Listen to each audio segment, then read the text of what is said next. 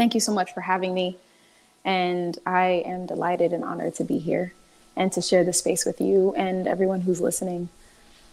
So, what we can do right now is we can find ourselves in just our seated, comfortable position. You can have your eyes closed, you can have them at a soft gaze, whatever feels comfortable for you. And really just allow yourself to bring your awareness to your body, noticing how you feel. Any spaces throughout your body that has stagnant energy or just those spaces that are consumed, just really allowing yourself to take that deep inhale in through your nose and exhale out through your mouth, and just releasing anything that no longer serves. Taking another deep in breath and exhale. Allowing that body to get heavier. Feeling the mind, if it wanders, allow it to do what it does. But really bring that focus into the breath. Noticing how the chest is lifting. The belly is expanding as you inhale. And notice how it feels as you're bringing your navel into your spine on your exhale. Feeling the air just release.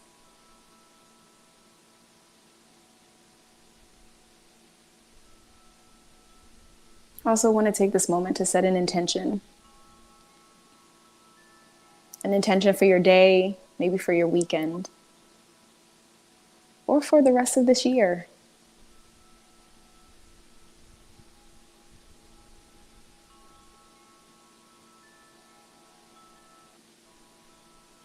And once you set that intention, breathe into that space and embody that.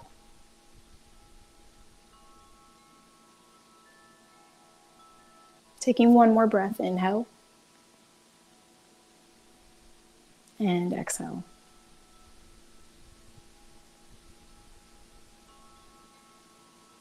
When you're ready, come back to the space.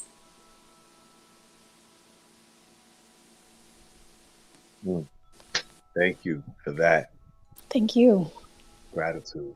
So I want to start with maybe not all the details of your journey into yoga, but something that interests me about what you shared is you come from a church background, religious, a Christian background, right?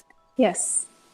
Okay, can you talk a little bit about your background and the spark into that came up when you came across yoga? Yeah, for sure. My father and mother are both pastor and ministers in the Hamden area. And of course, I was born and raised in church. And I never saw, I was never open, or not necessarily open, but I was never introduced to yoga until it was about 2012, 2011, 2012. And it was really just, a friend who I met, and she and I, we were just basically talking about how our relationship with God, we wanted to expand it. We wanted to go further. We wanted to understand why it is that we would be able to see things before they happened, or why there would be this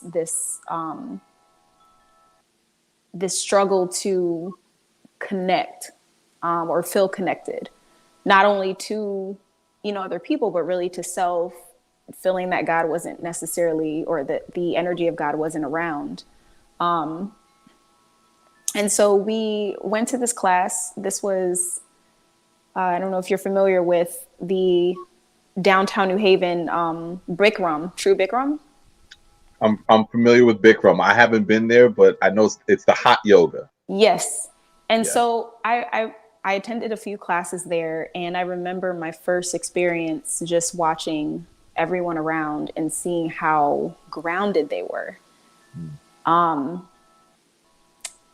It was one of those things where even coming up, even just, having to fight the New Haven traffic and, you're getting to the place, you're finally inside, and it's like, oh, thank God I'm here. And people are just like, just find your space, and there's no rush, there's no we don't need anyone to be a certain type of way when coming into the space. This is really a place of healing. This is a place where you're able to align your mind and body. And I wanted to know more about that. I wanted to experience what I was seeing, what I was visually experiencing through just through watching the instructor and the other students as well. And so in 2015, I'm in the future. That's good. 2015, I moved to DC, or Maryland, the DMV area.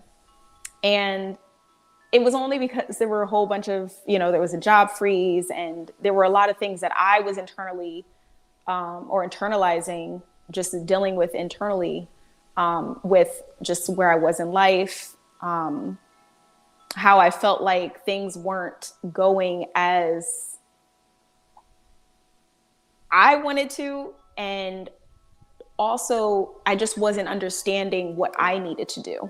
I thought that. Can I just ask real quick? I'm sorry. At this point in 2015, were you a certain position in the church at all? Did you leave and, have to face resistance, or was it kind of a free flowing experience where it's like, I can leave if I want to, I don't have any obligations here? So of course I was still, leading praise and worship in church. This was something I was heavily involved. I mean, leading praise and worship, even when I was younger, as a teenager, I would be invited to other churches to speak for their youth explosions. Oh, you were in it. Yeah. I mean, like, turn your pages to Romans 12. Oh, wow. I beseech you, therefore, brethren, by the mercies of God, like the whole nine. And I'm very grateful for it, because having that foundation had already given me that faith and that belief and that awareness that there is something beyond me in this physical form that assists in major ways to navigate through this life experience. And so even just the way of praying and the dreams and the visions, all of these things that I thought were only tied to being a Christian or being in the church, I later found out that it was just what one comes with as a spiritual being in a human experience. And so to cultivate that, I allowed myself to be open. And that was something that I was still very much questioning myself because of the society. It's like, if you're in a certain religion, it's not good to go into others. Like that's the idea. It's like, you want to keep yourself protected, or all of these things that one was taught. If you're going to be Christian, you shouldn't be going into Buddhism or Hinduism, or you shouldn't be doing yoga because it's demonic. And a lot of those things, it was really just, in my experience, I later found out, it was just not understanding what it is, not understanding the intention behind the practices that I later found out in life. I was always open to it, of course. And I had my, in my hidden curiosities that I only waited till I met other like minds to start opening up about that, or talking about, or even asking questions. If I saw that they, or felt that they knew more, or if, just a learning experience, like always being open to that. But getting back. Mm-hmm. Yeah, I'm sorry. 2015. Yeah, I was going to bring you back to that. So 2015. Yeah. I'll make this big move. Yeah, 2015, that was something, we had, like I said, job freeze. I was no longer working at the hospital. And I'll never forget, I told my mother, I said, I had already consulted with God. I said, if I apply to a couple of jobs in Maryland, I'm going to be moving. And literally within a week and a half, I got a call back, and I said, well, I'm out. Like, I'm out. I don't know what this is about. I was excited, but at the same time, I was nervous because I felt like there were going to be a lot of shifts, and shifts that I was, you know, in a way I was ready for, but I was also like, okay, I hope I have everything that I need for this, but we're going to find out. And when I moved to Maryland, it was within that first year that I found a yoga studio, because that was something that just reminded me of home. And already still, having that experience with Bikram, I resorted to that. And it's funny because the woman who I connected with, or the instructor who I connected with, she and I started having our own interaction or our own connection. And I would sit down with her and she would go further into yoga outside of Bikram. So really understanding the limbs of yoga, the lifestyle that yoga actually is. And it opened my mind because in that moment, I realized that yoga wasn't a practice that you physically move your body. It is in a sense, but it's a lifestyle. It's the way that you breathe. It's the way that you allow your mind to flow. It's the way that you align your words with where your thoughts are. It's a way that you see yourself as it ties into how you see others, how you love yourself, which reflects on how you love on others. And being able to see that, I saw no harm.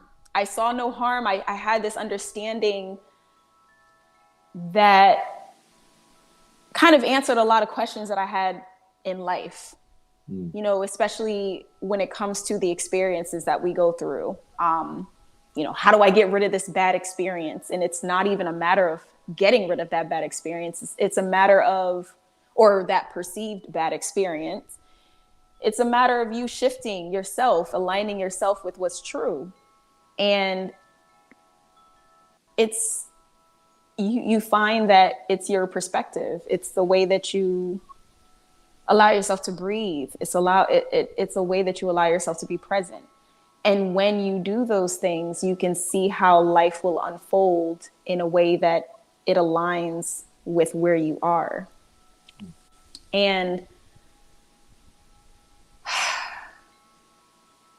I'm just grateful because even, with 2015, having that experience within the first year of moving, it then migrated me to living in DC and changing my whole way of eating. I went from eating meat, eating Chick-fil-A almost every day. When I first moved to Maryland, I had gained, I think I was 165, and I didn't know how I got there. I was looking in the mirror and I'm like, I'm not happy with this. Like, I'm not happy with this. There's things that I just need to change. And then obviously with the way that I was eating, I wasn't motivated to go to yoga classes. I wasn't motivated to go for a simple walk or go hiking, which was one of the things that I absolutely enjoyed for so many years and still enjoy to this day.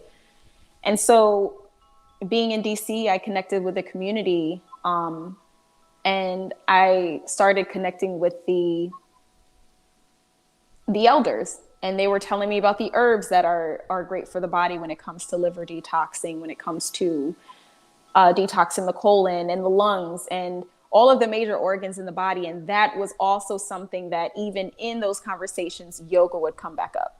Kemetic yoga, vinyasa, yin yoga for womb health, restorative yoga. So many different levels and types of yoga that just brings a body into its fullness or its wholeness, regardless of when you start or how long you do it for. It's very beneficial in that sense as well. But even just having that shift in the mind of what I'm eating and developing that consciousness of what's healthy and what's not, it shaped me to learn more. It encouraged me. It encouraged me to seek out further, different healing practices. And while studying yoga all of those years or all of that time, I then went into Qigong and establishing Qigong. That was part of the Chinese medicine that as we know it. Qigong is something that it's very similar to to Tai Chi, but it's a faster movement. It's not as slow as Tai Chi, but it has the same principles. And even being able to understand Qigong and how its main intention or uses is to tonify the organs, but then also to work that energy that you have within you, especially if it's stagnant. I could see how they both worked hand in hand, yoga and Qigong, and even acupuncture and many other things. But really, those two in itself were powerful tools when it came to the breath work, when it came to really aligning the body and moving slowly and not forcing things to happen, not trying to make things so fast, but really just having things as it naturally flows. So yeah. Yeah. Thank you for that. I love that you touched on things that I really am planning on getting into in our conversation. So I'm glad you did that. Specifically, so you have this journey of understanding your religious background, understanding your Christian background, being rooted in that, which I totally understand. I grew up Jehovah Witness, but eventually my father was excommunicated, and then I explored so many different religions, so many Mm-hmm. different groups, and then eventually I landed back into my roots of Christianity, and I call myself a Christian Taoist now. I appreciate I those love that. roots in understanding Christ and understanding Christ consciousness. I appreciate them. And much like you, I got into Qigong. But it was very performative when I got into Qigong. I was young, I was getting off of drugs and really trying to heal in that sense. So it was all about getting my body back. It was about focus. Absolutely. Semen retention was just about, staying focused and being driven, and it was all performative. Um, but when I went through what I would call the dark night of the soul, I ended up understanding how this practice was much more than just performative. That it was so tied to our soul's journey in this body. And I know you touched on that, because I think this is what people miss, whether you're religious and you want to resist it and say, well, that's a different religion, which is totally not, or whether you're somebody that's like external and it's all about external validation, it's all Mm-hmm. about achievement, it's all about Mm-hmm. performance. I think both positions don't realize the depth of how this practice is tied to your soul's journey. So if you Absolutely. want to expound more on that, that'd be great. Yeah, for sure. Well, first of all, when it comes to Qigong in itself, we think of, well, a prime example would be, I don't know if you've read The Art of War. Oh, yes. So when it comes to just the idea of going into battle or going into, we can be softer with it, going to play basketball, you're not just going in and with no conditioning. People, of course, we have practices. People who play basketball or play any sports, you have the practice, you have the conditioning, you have those things that we are taught to do to condition the physical body. Hmm. But when you think of Qigong and you think of yoga, these aren't tools that are just conditioning the body. These are tools that are conditioning the energetic body, the spiritual body.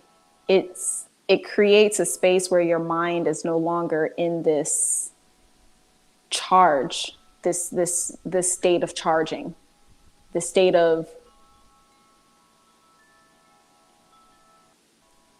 I don't even know, for lack of better words, just being impulsive or just fast. It's Yeah. very alignment isn't slow. Alignment isn't fast. Alignment is literally a balance. It's a balance that you create when you have certain practices that are equipping you or conditioning you, preparing you. And so, you know, one of the things that I was just having this conversation with my good friend yesterday, when you look at yoga, people, or when we think of healing, people think of healing just from Instagram. And I appreciate the compliment of being a walking Instagram, but my intention is not to be a walking Instagram. My intention is to be a walking reality. Like when I'm going through things, I don't want it to look like, oh, it's all beautiful. It's all, you know, bright colors and everything is highlighted. It's more so there are times where it's a process. It's a process that one is like, okay, I don't feel like going through this today. I don't feel like doing this today. I'm not going to do it. But then spirit will be like, you know, get up, move your body, drink water, breathe, be present with what's happening right now in this moment. And yoga's not, yoga isn't being able to get those positions right. Just like life in itself isn't about doing or making sure that or not making sure, but having it where everything that you do is going to have a right result. It's more of you being aware of where you are, being aware of the decisions that you're making in life, and knowing that grace and compassion and patience with yourself is so key. You know, people can say that I want to do yoga so that I can do my splits. I can be better at splits. It's like yoga's not going to do that it's going to do more than that. It's going to do that and more. It prepares you to wake up every day with gratitude in your heart. One of the things that I do realize with the movements, whether it's Qigong or whether it's yoga, is that when you focus on getting it right, you don't get it right.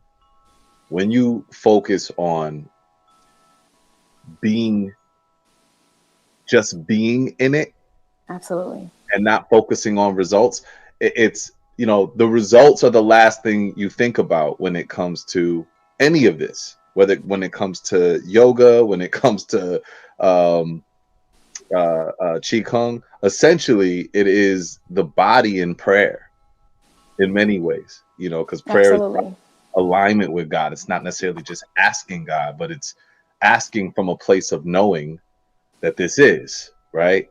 And with breath, with regulating your breath, with being in those positions, with performing those movements, the more you can detach from the results and just be in the knowing of what is right now with your breath, with everything around you, the more, you know, you are getting in alignment. You know, you're absolutely getting in alignment. It's really the body in prayer. And this is what I really appreciate about yoga, and some of what kind of it frustrates me a little bit when I see people using these as ways to be able to hold the badge of honor that says, "Look, I healed. I'm healing. Look, I'm performing this. I'm doing this," and it's like, but you're doing it from a place of lack. If you're doing it for the results, it's still from a place of lack. It's, you know what I'm saying? And it's just it also comes from that place of just not knowing and not understanding. Just when if someone claims that they know yoga and they understand yoga, if yoga was in the room, I'm convinced yoga would probably spew water out and say, "Come again?" I think not. Right, right. to be one with yoga is to be one with yourself, and our life is constantly shifting. And you hit a point when you were mentioning just the prayer. So I went in 2019, I started this yoga teacher, or I attended this yoga teacher training in DC. And the studio is Bhakti. Bhakti itself means being devoted to the divine. So our practice in life, if we're not devoting ourselves, our life is not fully connected, because it's setting that intention, it's being intentional. And that's something that constantly has been repetitive in my mind, on my heart over these last few years. This entire journey has been a beautiful teacher of being intentional and what that really looks like with every single part of your being, everything that you do, and even those around you, setting that intention, seeing other people, how when one sets an intention, it really does shape or change the flavor of the water that you're in. And with Bhakti Yoga,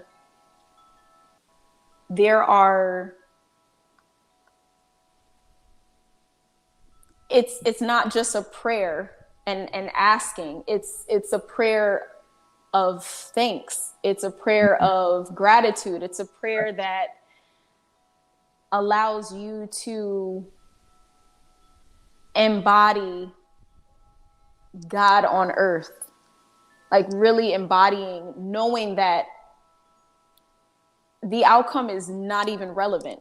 As you were mentioning, that right now, that journey, that exploration, Yes. you find different things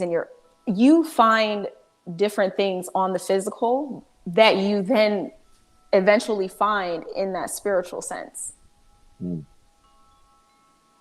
There were moments, and this actually, oh my goodness, when I turned 30 years old, yes, I am over 30. Okay. But when I turned, I will never forget. I was in one of the classes. This is actually during the teacher training, and there were things, and that's a whole nother topic, whole nother discussion. But that weekend, when I was in the class, I was going through things at home that I was like, please don't let me take this into the class. I don't want to miss this class, because we're still, it's the beginning of the pandemic. They haven't shut things down yet, but we're having that class, and I'm like, okay, I'm not going to miss it. I'm going to make it, because just because I feel this way and things are happening, this is still helping me. This is helping me change myself, so that this situation is not something that I'm not trying to deal with, but really just being able to be present in it. Right. I remember this sequence that the instructor told us, I've been guided to change the sequence. So what we're doing today is not what we've been doing over the last couple of weeks. So I'm like, okay, we'll see what happens. I remember going through the flow, and there were certain movements that specifically dealt with the womb. I remember being in certain positions and just breaking down, crying, tears just flowing down, to the point the instructor, even prior to the class, she starts off with a mantra. And she looks at me, and it's like she knows what I'm going through. It's like she feels whatever I thought I left at home. And in the practice, she looks over and she just smiled and nodded her head. Like she just knew, like, this is exactly what God wants for us, or what the divine wants for us. When you set an intention, you don't even have to do certain things. It's like you're guided. You're then guided. You're aligned. And when you're aligned, what you thought was just, a change of weather or a change of clothes, it ends up being something that then pours into someone else. And now that person is able to witness what you've been witnessing your entire experience. Yeah. And that opened my eyes the more when it came to yoga itself, Mm. you know, because you can go to a church which is set up to be the hospital where people who are sick can come and be treated or hopes of being healed. But when you really think of your body, and even as you know you're doing these spiritual practices like yoga or qigong, you realize that your body is the church. Your body is that sacred place. And being able to sit with that and being able to nurture that and nurture the spirit that's within it, really doing things to ignite and to feed that soul or feed that inner being that you have, Mm-hmm. then everything else starts to, it ignites. It starts to radiate through you. You are now doing things that are not coming from a place of me. It's really, it's beyond what you can naturally see. Yeah.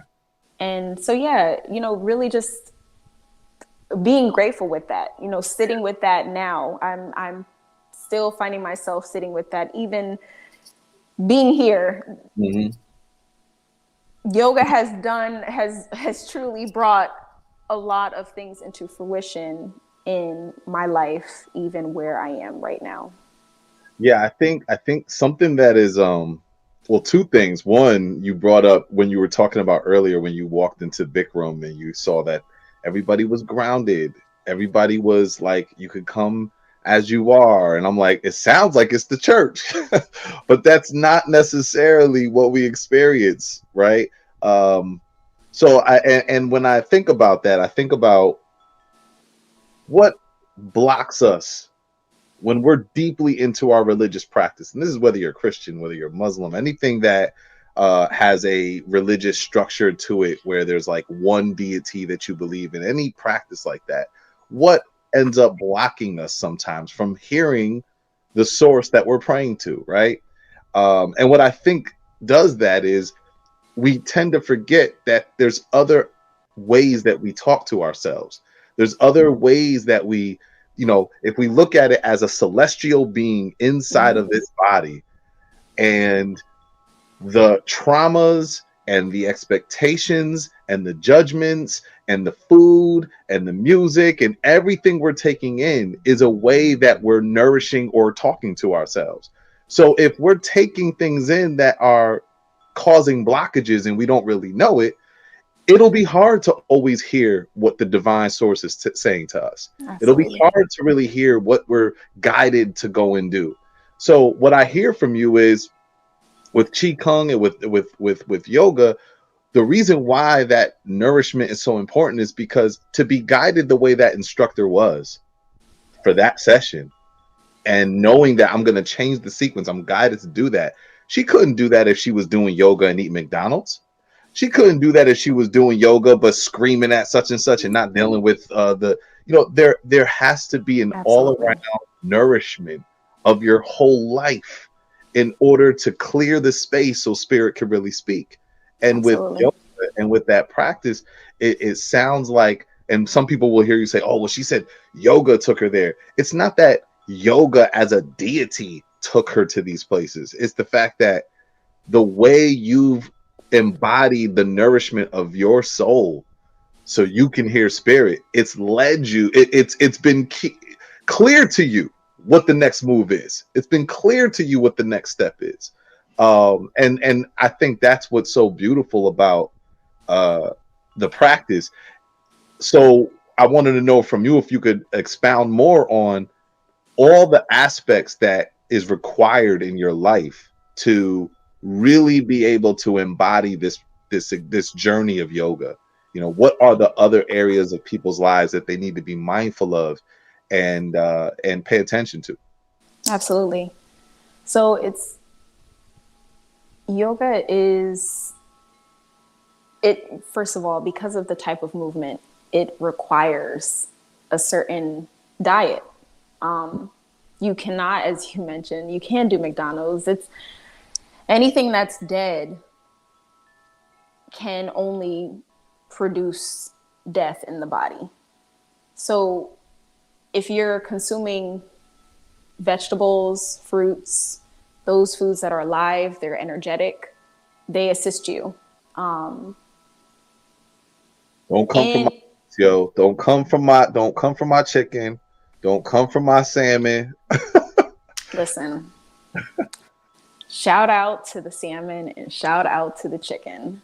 However, however, you will not feel good if you're doing a headstand after you've had chicken or salmon. You know, it's one of those things where there are certain practices. There's a book, The body keeps The the Light. score. Okay. The body keeps a score. That's actually a really good book. I love that book. But not The Body Does Keep the Score. I would definitely say that book recommended. But no, this is the light on yoga.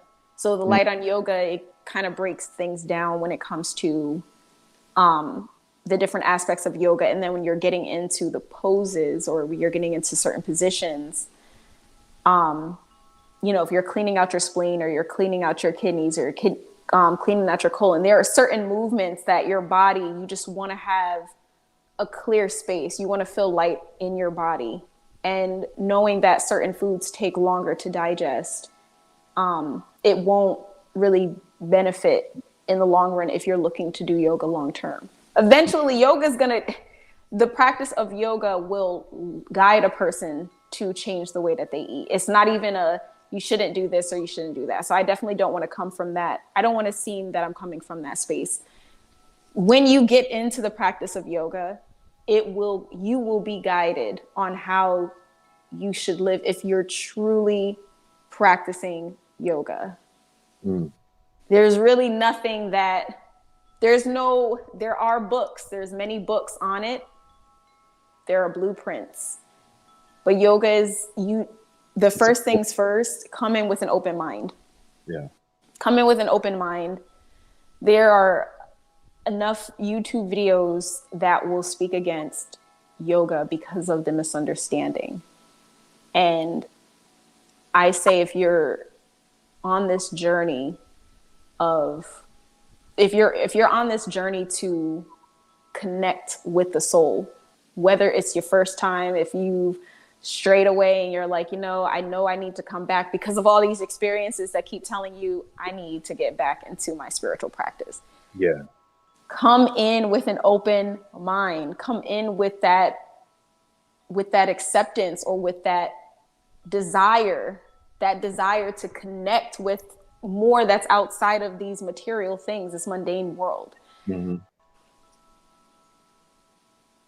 The other thing is just, aside from the eating or even just the mindset, you also know that there are certain times in our lives where we interact with people a certain way.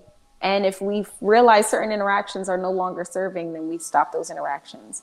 When it comes to yoga, there are, once again, the yamas and niyamas, the ways of right living. So yoga is not just, once again, going back into that physical. There's also the morals that life has for us and the values. And so the way that we treat one another, doing yoga, you're not going to get on the phone and be like, hey girl, hey bro, like, let me tell you about this person. Let me tell you. It's one of those things. Like, hold on, I got to get my doggy pose. It's really not like a thing where it's like, yeah, we're going to do this yoga, but then we're going to spend some time talking about how everyone is wrong with the way that they live in, and this person needs to be doing this, and this person, like, it's none of that. Like, it's a very sacred journey. It's a sacred journey that we're constantly having to wean ourselves off of the ways of the ego. I love this. I love where we're going. And so life is beautiful. That's all you got to say. Life is beautiful. Let's expound on this. I love this because, we have to understand that the body and our relationship to the body, our relationship to people, are reflections of the relationship to ourselves. The relationship to ourselves is a Absolutely. reflection of the relationship with God. So it's all in one.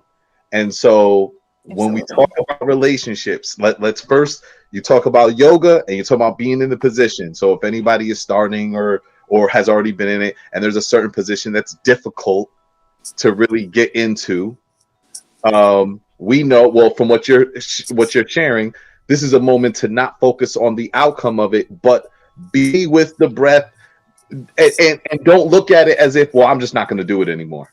No, Absolutely. be with the breath, ground yourself, and give yourself the patience and grace to find the rhythm and the alignment where you can be in the position. It's a practice, right? Now let's Yes. transfer over to how, again, all these areas are connected to how we are with ourselves, and they're connected to the way we perform in yoga. This is the reason why yoga is not just a performative thing. It's a very Absolutely. one union. So since that can happen with food into yoga, what we listen to into yoga, and like you said, relationships. How often do we face these relationships that begin to be problematic and we say, I'm out? Yeah. But Yeah. if we treat it as a yogic or a yoga type of relationship, if we understand our positioning is reflective of that, now it's like, okay, well, ground ourselves, practice, be patient, offer grace for yourself and for the other person to find that flow. So I love that you just went into that. If you want to talk more about that regarding how is our personal relationship with people, even the ones that might be challenging, how is even that playing a role in our practice of yoga? Absolutely. So when it comes to others, the first thing that you learn in the physical practice of yoga is that you cannot control what's out of your control. Mm. And you can only you can only shift your awareness to where you are and where the energy is flowing within you.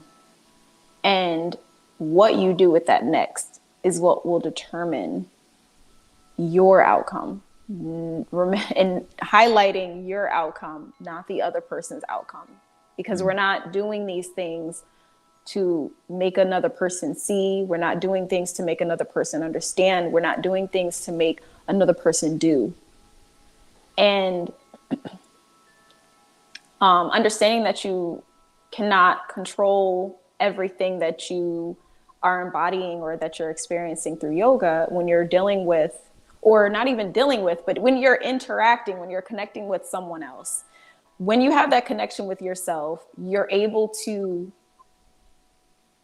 shift your awareness to see that other person and not see them for what they look like right in front of you, but really being able to see them. Yes. Seeing them, it's like a soul seeing another soul.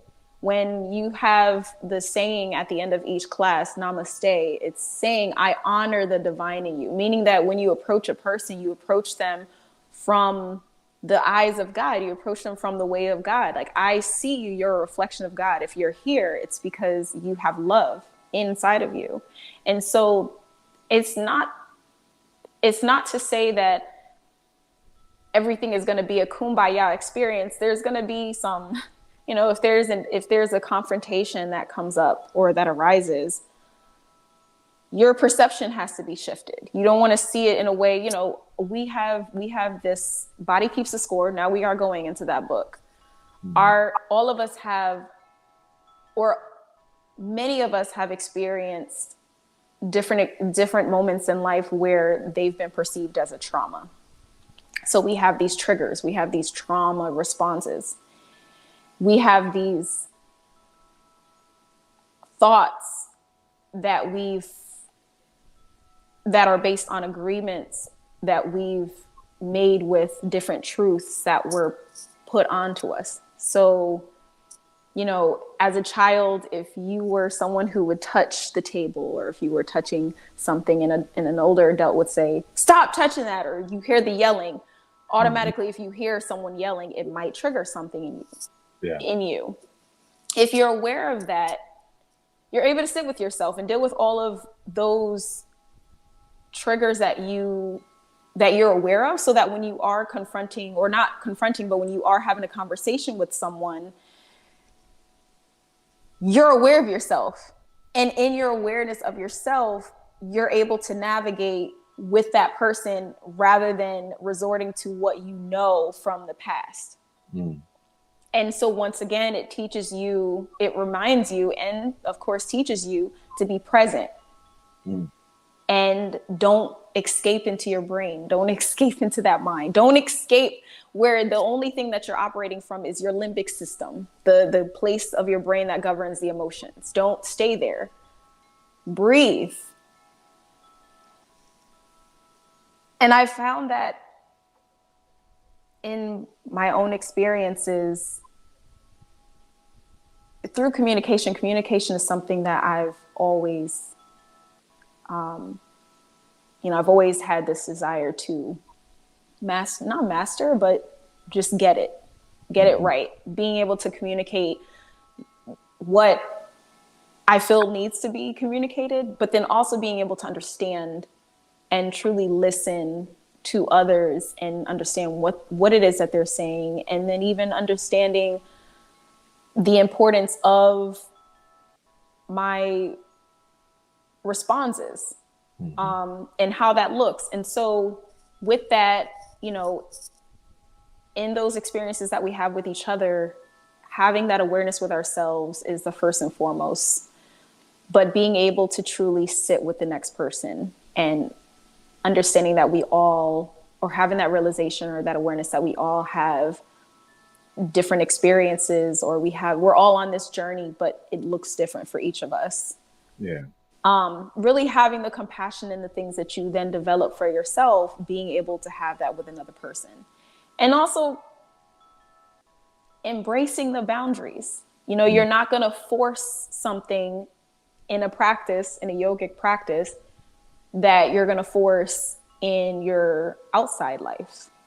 So a lot of those things tie into each other. If there's a time to talk and there's a time to be silent. There's a time to hold back. Sometimes we may feel that we need to get something out to another person. Like, this thing has been weighing on me. I need to really tell this person what's on my mind. I need to tell them. And it's like, it's not always that, really just honor where you are and honor where everyone else is. Yeah. It's really, that's like one tiny crumb of the bigger thing, because there's so many. Yeah. But I can add to that.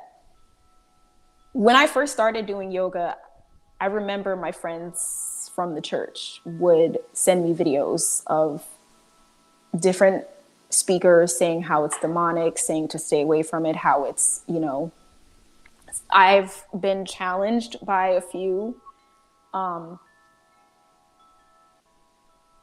in the past, where if I posted an image of me doing yoga, the person would ask or post, do you love Jesus? Or are you even still, like, why are you straying away from God? Like, do you still believe in God? I hope they understand that Jesus more than likely had a yoga mindset. Listen, this goes right back to, I am not here to convince you. I am not here to make you believe. I am not even here for you to like my journey, let alone understand my journey. It's something that the mind will never, ever be able to comprehend. That's something that I was even taught in the church. Like, the mind cannot comprehend the spirit. So don't even try. Yeah. And all it showed me was that whatever I'm doing, if it's working for me, keep doing it. Everyone is not going to understand. And for the longest, being someone who wanted to be accepted by people, the more I got into this whole practice, the more I sat with the parts of myself that I, at one point in my life or another, did not like, the more I started to love the same being that God, the divine, loves. It looked different, the way life is now being lived, and the way that I'm able to go to those same people and embrace them with love, because it's just a mind over matter. It's literally a mind over matter. And every one of us has been taught something, whether it was how to walk, how to ride a bike, how to pray, Yeah, how to eat, absolutely. how to write, how to run, how Who to we are, sit down, who who we we are. be. Yeah, yeah, Yeah. yeah. Like, all of us have been taught. And for the first moment, I have accepted the teachings that are now coming from within. The uploads. Let's go. And that is not always, like, I've accepted this is not gonna look normal Yeah, to everyone else. yeah. That is not getting the inward uploads, but it's okay. Mm. It's okay. Um, I want to. So what I love what I love about just this conversation right now is this dialogue is just that I love speaking to other people, like-minded individuals who speak the same language as me. Absolutely. It's not only refreshing, but it sometimes, I'm with myself a lot. I don't interact as much. I do get my social engagement in there because it's healthy, but for the most part, I'm still with me. So Yeah. being able to hear someone speak this same language, it just gives me a sense of just assurance. You know what I mean? We're here. That Yeah, yeah. like keep talking your shit. You know what I Yeah. mean? Like it's understood by Absolutely. those that understand it. But and I see this journey of, with yoga, qigong, just our human experience. Period. It goes through this, like, becoming somebody to becoming nobody. Mm-hmm. It's like the nobody is the best place to be in the divine, in this practice of, when we're really in our positions, when we're in breath. Being nobody is the best place to be. Being still is the best place. It's actually the most movement. Being nobody has the most power. Yet when people start to practice this, they're coming into it, and you touched on it. You said, I started to look at things that I really wasn't proud of with myself. I didn't really like about myself. And I think a lot of people don't want to sit with that. Mm-hmm. It comes up and it's like, oh no, we got to remove that. We got to take that out. What do I got to get in a better position? What do I got to drink more water? What do I got to read this book, light this Right. candle? And it's like, nah, you actually got to be with that, right? Can you walk us through what you've experienced or what you've seen for other people when they are dealing with their trauma, they're going to therapy, they're just starting this journey, and when they sit, they see that ugliness and it's just too uncomfortable. I Oh. just can't. Yeah, like, can you walk us through what will it look like to really sit through that?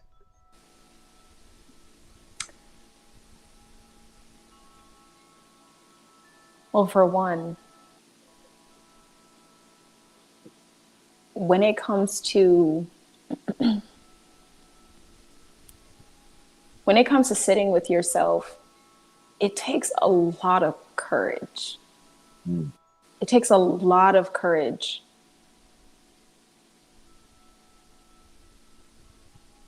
because from a personal standpoint, from my own experience, when I first started seeing myself, seeing what I was becoming, seeing what I thought was normal, or had an idea or had a feeling that it wasn't fully okay, I didn't want to interact with anyone. I didn't want to interact with the world. One Mm. could say that it was or one can call it depression, or one can call it anxiety. It can be all of the things that simply means just the highest amount of energy being being utilized just to get away from the truth. Mm. And I think that with sitting with yourself and with seeing the things that are dark, it can be scary to a person, because then the first thing that comes to mind is my image. How am I going to be seen? Mm. How can I truly be who I am in a world that realistically is not really comfortable with themselves? So we're just faking it. We're just faking the funk, just walking around. And that's what makes us feel comfortable, to just be fake, or just exist. But to really sit with yourself and see the things that maybe you feel a certain type of way, or your the habits that you have that you're not accepting, or you might feel unorganized and you're trying to live an organized life. You're trying to live as if you are an organized person, but that's not something that looks like you just have a clean house all the time. You can have a clean house, but internally you're just full of junk. Yeah. And that is still, that's still something that, when you see, I think there's this, because society, we have this thing where, bad news travels fast. We have a society that we live in where we're always focusing on the problem.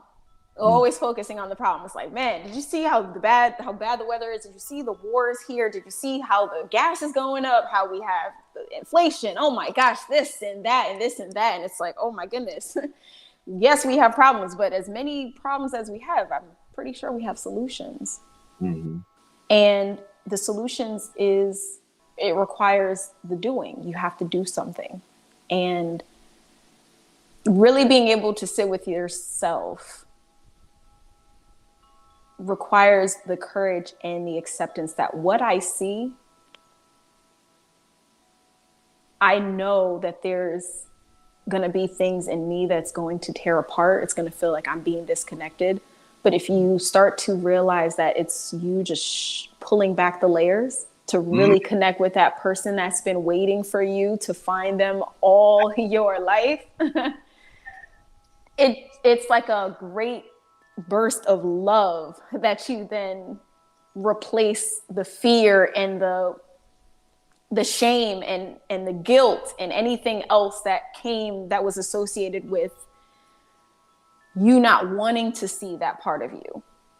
Once you're able to love that person, you can love anyone in this world. Good God, you touching my soul right now. Like, it just like, you can see people, like you can Yes. actually see people. It's Yes. I remember when I was younger, I went to this women's conference. It was many years ago. I was at oh my gosh, I was with, I don't know if Dee Dee will be watching this, but shout out to you, shout out to Amaya. It was like a whole group of people that I went out with. Darielle was also Elder Witten, the Wittens, their daughter. We were all there, and I'll never forget, they had it where all the people, like the women, were able to walk on stage and share what they wanted from God. And I'll never forget getting up in that line. I want to say maybe I was 20, maybe I was 19. I feel like I was a teenager. But anyways, I walked up there, and before I could even say what I wanted, the woman just walked up to me and gave me a big old hug. And she said, God wants you to just feel his love. And I said, it's crazy. Isn't this something? Because I literally was about to say, I just want to feel the power of God's love. I just want to feel that. Like, I just want to feel it to the point it just makes everything just peel back. The little girl that's in the corner, like, nobody likes me. I'm wrong for everything that I've ever done in life. I'm wrong for even my thoughts. I'm wrong for speaking. Like, I don't want to be seen. That part, that person just really coming to the surface in that moment, but even in the moment now, where we're walking together. Mm.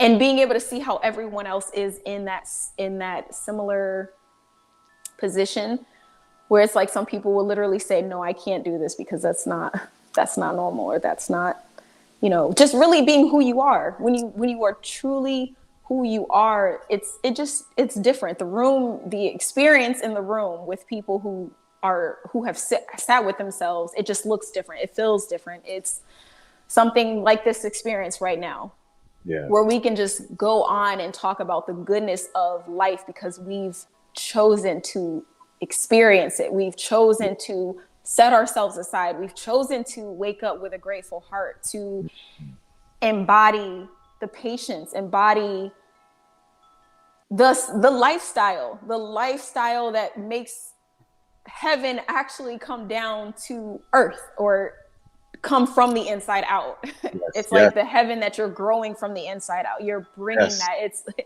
That's literally, yeah. That's exactly it. It's the and this is where I say, intimacy. When we talk about intimacy, uh, it always starts from self.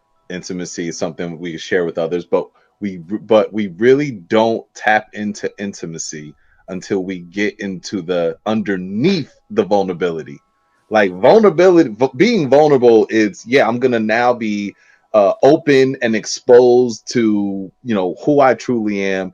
But underneath that vulnerability, it's now accepting that, being patient with that, being Absolutely. great, giving that grace. And just like you said, this is where we start to see things from the inside out.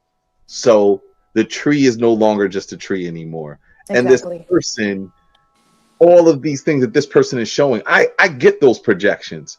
Yeah, no, this person is a nasty person, and I do got to draw boundaries in a way, but I still see that they're in their process and they're suffering, and there's, you know, That's it. it, it's a benefit of the doubt by default once you really start to go from the inside out. And much like yoga, much like Qi Kung, as we started from this conversation, it goes from the inside out. This is about nourishing the soul through yoga, Absolutely. not the Absolutely. performance. And even if you start from the outside, you end up in the inside if you actually embrace this journey. You do. You do. And that's it. That's exactly it. When you truly embrace it, you're not trying it for one moment and then they're like, okay, I'm going to walk away. Like I tried yoga, it didn't work for me. When I hear a person say yoga's not for me, I think about the first breath that we took in life when we came into this realm. Yeah, that was for you. And that's yoga. Let's go. That's yoga. It's literally yoga. I'm like, to say yoga is not for you is to say you are not for you. Oof. Because there are things that you actually do not control. You have a heart that has a rhythm. You have lungs that have its own rhythm. You can't force yourself to breathe fast. You can't force yourself to breathe slow. Your breath is naturally however it flows. Yeah. It You don't is. you don't do breath. You don't. You are breath. You're the light. You're the elements. Like everything that has life has breath. I mean, you leave plants inside of a glass, eventually you're going to see water on the glass because of that. But going into, man, you just hit it. Like just yoga, qigong. These were practices that were introduced by individuals who were set aside. They set aside their lives to be connected to the source of all living. Yeah. And years ago, I took this Japanese arts class, and we just went through the different ages, the different eras. There was a Zen period, a period of Zen where people would literally sit for hours meditating just so that they can feel the presence, as we would say, the presence of God, the internal being that can see all, Yeah. can connect with all. Like you start to feel connected to everything around you that lives. It's like going into the forest, and this is why I love hiking. You're literally connecting with all of the things, the trees, the ground, the animals. Like you can stop and look at an animal literally looking at you like, hey. Yeah, yeah. Like it's like you're having a conversation. Yes. And with that, it grows something inside of your heart that just gives you this greater appreciation. It's like this thing. And then it obviously sets you aside, because then people will start to be drawn by that light. You cultivate the light within you. I am because you are. You are because I am. I mean, this is why that quote exists. Yes. Because we're really connected in that way. I mean, it's a, if we think about, I always say that, like, when me healing and accepting who I truly am, even if you look at my name, if you look at my name, they used to call me Jay. Well, it started with my full name, of course, which is Janae. That's my full name. My father got it from the Bible, and it was a whole Hebrew thing. But of course, as I went through my human experience of being somebody, I didn't like that people made fun of my name and called it a girl's name. And so I was like, you know what? Call me Jay. You know, football coach, like, nah, don't scream that out. Just call me Jay, you know? And that's where I went all the time. It wasn't until I went and did my inner child work and went through more acceptance of who I am and went deeper into this practice where I'm like, no, I'm not just going to say it's Janae. I'm going to go from the origin, Yane, which really in the Bible means God has answered. That's why but it's like, no, it's Yane. You know what I'm saying? And I don't give a fuck what nobody say about it. Like, that's me walking in my power. That's what that represents. But Absolutely. when I did that, my experience in doing that, when we think about breath, you know, and I thought about, like, how does the soul breathe, right? And I believe the soul breathes by us inhaling this experience, you know, and exhaling in love, exhaling in patience, exhaling in the things that are coming up for us. Because if we block that and it all becomes external, it all becomes, you know, performative, and we block that, we actually block off the breath that another soul needed to inhale. Absolutely. We off somebody else. But when we embrace that, we come into the space like your instructor came in and said, I feel led to do this.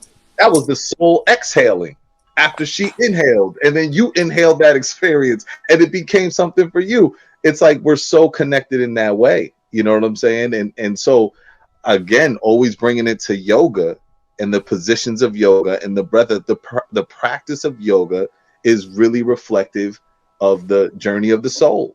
Absolutely. And that the more you embrace that, the more people can understand what you're saying. Like, when you're talking, I'm like, oh my God, this is like, it feels so good to hear. You know what I mean? Absolutely. I love it. Absolutely. And you know, it's something else I just love, first of all, I just love the fact that this platform is one that allows natural flow, because it's to me, it's nurturing to the it's definitely nurturing to the space that governs the digestive system. So one of the things that I was thinking about as we were speaking is, when you think of the physical aspect, the physical practice of yoga itself, a lot of the positions that one finds themselves in is stabilized by the core. And the Mm. core is the the abdomen section. But even when it comes to the abdomen space, you have the digestive system in anatomy and physiology terms, but then you also have the solar plexus when it comes to the chakra system. Mm. And the solar plexus is all about your creativity. It's what supports you coming out with your ideas that you bring into this world, your inventions, the things that you bring into this world that another person is like, wow, I can really benefit from this. Like, this actually is helping me. Like, it's not, you realize that you're really just a vessel. You're just a vessel that energy flows through. You have these uploads that you find out later that it's not for you, it's for people, across the globe. And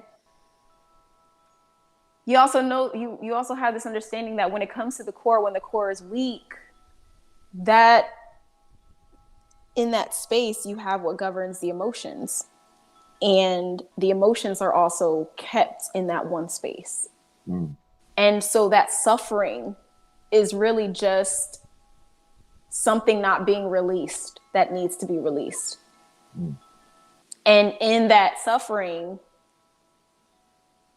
one is encouraged to just stay in one place or not to move, because the energy or the strength just isn't there.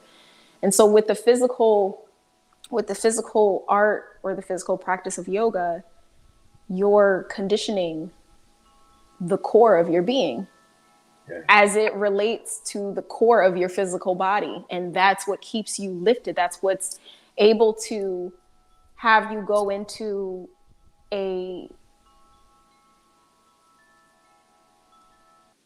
downward dog or a headstand, a headstand. And I have to emphasize headstand, because for the longest, when I did start yoga and I saw people, if I was taking a vinyasa class, even in my teacher training, I saw people doing headstands, and I'm like, the teacher was like, yeah, so we're, by the end of this class, all of you all are going to be, doing headstands. And I'm looking at her and I'm like, I don't know who she's talking about. Like, maybe y'all are going to do headstands, but I'm over here. I've never been able to do a headstand. So I don't know what that looks like. Good luck trying to get my body to do a headstand. But I realized it was a fear. Mm. And I didn't get it I obviously didn't get it in that class, but I also thought it. I agreed with that thought, and It didn't happen. Now, I realized that, well, I actually do want to do a headstand. I want to overcome whatever obstacles or whatever's holding me from being able to do a headstand. So I sat with myself. There's the acceptance right there. Yeah. Yeah. And when I discovered that it was the fear, mm-hmm. the fear that I would break my bones, the fear that I would die. Like, it's that die. It's the fear of being detached. Yes. That keeps us from doing a lot of things. And so in that moment, when I realized what it was, I said, well, how can I support the body and give it its training wheels that it needs so that I can then take those training wheels away? Mm-hmm. Of course, I went to the wall and I started going, and it was one of those things where I kept practicing. But then I realized my core wasn't strong enough. So I did everything to my core that was necessary. Planks, mm-hmm. Allowing myself to do those deep breaths, because when you're having your out breath, after you take an inhale, you're expanding the belly. But when you take that inhale, you're expanding the belly. But when you take that exhale, you're actually flexing those muscles as you're bringing your navel into your spine. Mm. So that right there in itself, you're actually strengthening your abdominal muscles. You're strengthening your core when you breathe. You're strengthening your core when you breathe. I get it. I repeat. Yeah. You strengthen your core when you breathe. And when you have that later on a headstand is Yeah. possible. That's Because amazing. and being able to, you know, just find my way. Like I love going to the Korean day spas, and I will find myself in the Himalayan salt room, and I'll just break out in a whole headstand because one, you're getting the detox. Two, you're bringing the blood to your brain, nurturing it, giving it its meal for the day. Mm-hmm. So then when you come back out of it in slow movement, you're feeling that full alignment from the head Yeah. to the soles.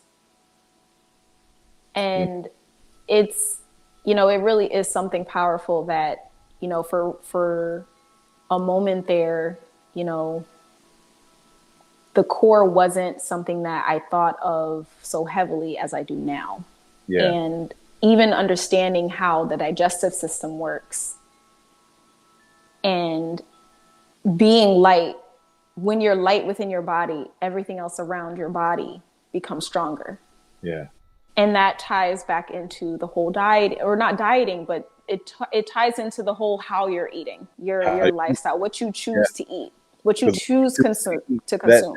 Yeah, because what you're choosing to consume, that's speaking to you.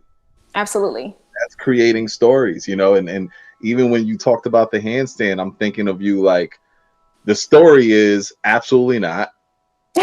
Okay, Yeah. you know, and not me, right?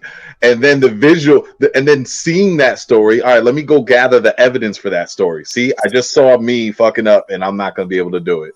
And then somewhere when you were like, once you were able to be in that place of observer and see that story, oh, there's fear there. Mm-hmm. Oh, okay, I see. Well, what would it look like? Here comes the evidence of a new story.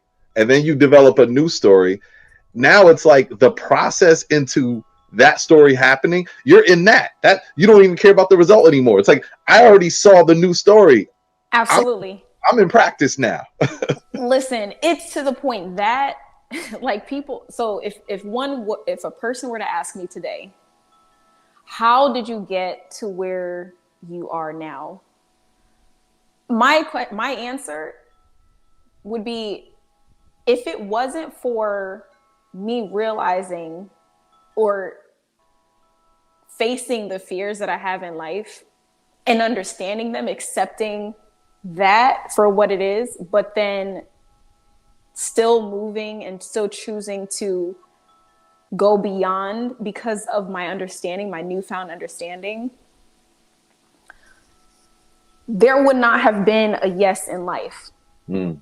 if it wasn't for that. Like there would not, like it has truly, I always look at the accomplishments or the opportunities that I've now walked into on my journey. I always reflected back to that headstand because it was something that I unlocked in that, where I'm like, okay, if I could do this, then I can do this too. I can do this too. And then I'm like, I want to go into adult gymnastics. I want to do cartwheels like I used to. I want to see these little children. And I found myself doing that too. Like I would find, you know, when I was living in DC, there was this one little park and there were kids just running around. And I started doing headstands, and they came up to me and they were like, I want to do a headstand too. So then we're doing headstands. Their parents are watching, and I'm like, come on, parents, join. And they're like, listen, we don't have the bodies for it. But I'm like, you know what? You can do it. Yeah. Yeah. You Absolutely. can. It's just fear. It's just fear. Fear has way too much credit. Like fear is really just Mr. I don't understand. Yeah. Or That's fear. all. Fear is a it's a navigation tool. It is a navigation tool. Like, you know, Absolutely. wherever there's fear, there's opportunity. Wherever there's fear, there's breakthrough. Yes. Yes. On so many levels. And me being, you know, for me, especially, you know, as a man, getting older, you know what I mean? I can't have the societal projections or expectations of what happens after 40, you know, or after 45. You know what I mean? I can't have that in my head, because if that was the case, like a lot of brothers I know, they've accepted that story. Well, you know, at Exactly. 45, you know, it's downhill from there. You know, bones start, and I'm like, shit. I'm only getting Listen. better. know what you talking about. I'm not hearing that. You know what I mean? Yes. And that it's really that alignment. You really, it just goes right back to that alignment. Once you have that alignment, you realize that when somebody says, when you get older, like not too long ago, someone said to me, you know, don't get old. You know, your eyes start to, you know, they start to fail you. And I'm like, well, were you on a computer a lot in your younger years? And she was like, yeah. I said, did you ever have blue light glasses or blue light screens? And she was like, no. And I said, that's all that is. You just did something for too long. It has nothing to do with your age. Age is a mindset. You can be 90 years old and never wear glasses a day in your life. Yeah. Yeah. It's what you do in repetition. Consistency Magic. can No, either make you successful or make yeah, you fail if you do a absolutely. certain thing consistently. Yeah. Yoga is not something that you do once. Qigong is not something that you do No. once. I have Oh, seen the Taoists, the Kung Fu, Jiu-Jitsu, any form of martial art is based on the conditioning and the practice that yeah. you do with the mind, body, and spirit. Yes. And that reflects how you eat. It Mm-hmm. reflects how you interact with other people. It reflects how you even have a relationship with your finances. This is true. Okay. True. it reflects it reflects how clean you become. Yeah. You know, you just don't it's it's really a lifestyle. It comes right back to that. It really is a Yeah. lifestyle. And And if people were going to this is just, you know, from when I was really studying it a lot. There was a time where Qigong was used, and I'm going back before even Genghis Khan or even down, you know, really around that time, where Qigong was used because there were no guns, but these individuals wanted to become stronger and they wanted to be like warriors. And so when they developed and cultivated their chi, they started to learn how much it helped their, you know, their physical prowess and them being able to do these amazing things to the point where people thought it was sorcery. That's how amazing the things that they were doing with their body. But it really didn't become even more impactful until they understood that emotions had so much to do with the meditative practice. And this is where they started to develop more ways of positioning themselves using this spiritual aspect of absolutely. the Qigong, you know. So it's like they even had to discover how much more strength and power they had by aligning with their spirit and their emotions along with the physical performance of it, you know. So And anyway, that's yeah. and the other to add to that, going back to you know, how one can even go about this and starting these practices or even just learning more about it. A lot of, you know, it's very easy to be closed off to something that you're not taught about every day. Right. You don't see it in schools. You don't see it, you know, it's not at the most prestigious university. However, there are studies on it. There are Mm-hmm. Mm-hmm. researchers who actually do take the time and say, Yeah. hey, there's clearly more to this than just a physical body that does what the textbook says. Right. But you have to believe that, or I invite you to believe that you are more than what you were told about yourself. You are more than what you choose to think and accept about yourself. Yeah. And those things that you find hard or challenging to talk to your peers about when it comes to things that you feel, things that you sense, that you see, even things that you hear that cannot be explained. Allow yourself to explore that, to be open to that inner voice, to be open to, I guess, digging deeper or diving deeper into who you truly are. Mm-hmm. And knowing that each and every day that you wake up, it's not just you, it's what's through you, what's in you, what's beyond you, and what chooses you to navigate and deliver the things that you download or that you deliver or contribute to this world. Yeah. You know, you are a vessel of love. You are a vessel of forgiveness. You are a vessel of grace. You are a vessel of gratitude. Like gratitude flows through you. Love flows through you. Truth flows through you. Warmth, you're warm. Like just life flows through you. So being able to accept that there is more than meets the eye, I once again invite and encourage you to really see what that is and allow yoga to be that usher, or qigong, both. Thank you so much. I would love, and I'll edit this part out what I'm about to say, but I love, first of all, thank you. Like this was, and when we set the intention, I was like, this is going to be the best one yet. And, I appreciate you.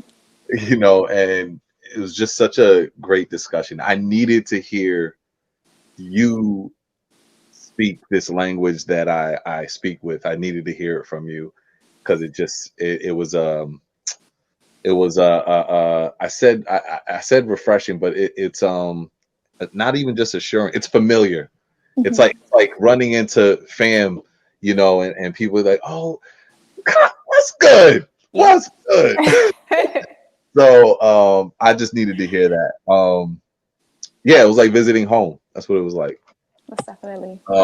So we're gonna close out. I would love for you to just close us out with a guided breathing exercise, and right there we're gonna end right after that. Okay. Okay. Well, All right. since it is 11, close to 12, we actually are going to do some fire breathing. Give some energy. If you're sitting in a chair, then obviously have both of your feet flat on the floor. Wait, hold on. Let me use the restroom real quick. Hold up. Okay.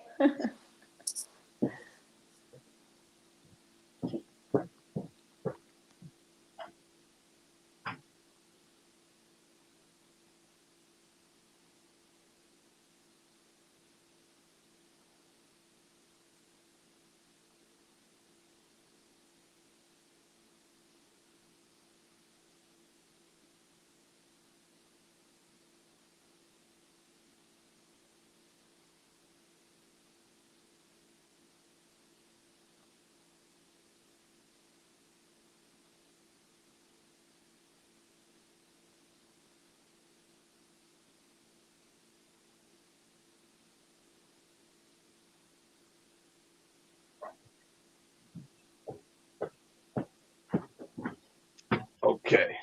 All right, let's do it. All right, perfect. All right, so find yourself where your feet, if you're sitting on a chair, just have your feet flat on the floor. We're also going to have our hands just resting, hands or face down on our knees. Chest is lifted, shoulders are back. Find yourself in that upright position as if a wall is directly behind you. This way of breathing, you're taking a long, deep inhale, and your out breath, you're pumping. So it's not an inhale, exhale at a fast pace. It's just exhale. You're just pushing the breath out. And when you're breathing in from your belly. So you're taking that deep inhale, expanding the belly. And on your exhale, you're just going to feel that pump.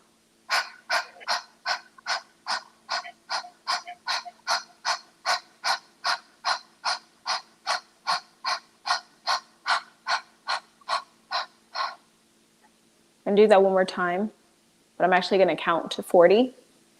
I'll let you know when we are at our last 5 breaths. You can lick your lips a little bit. Good call. Right? Now you're going to take a deep inhale here, expanding the belly. And when you're ready, begin.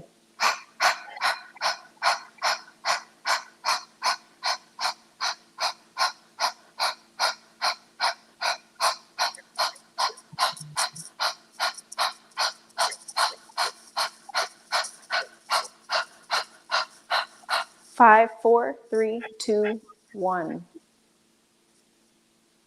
Mm. You get to follow in with a long in breath and long out breath, recentering the body. It really does a good detox on the internal and gets you started for the rest of your day. So thank you, Yane, for having me. Thank you for joining us. And yeah, this was a great upload from the soul. Thank you, Jamie. Thank you.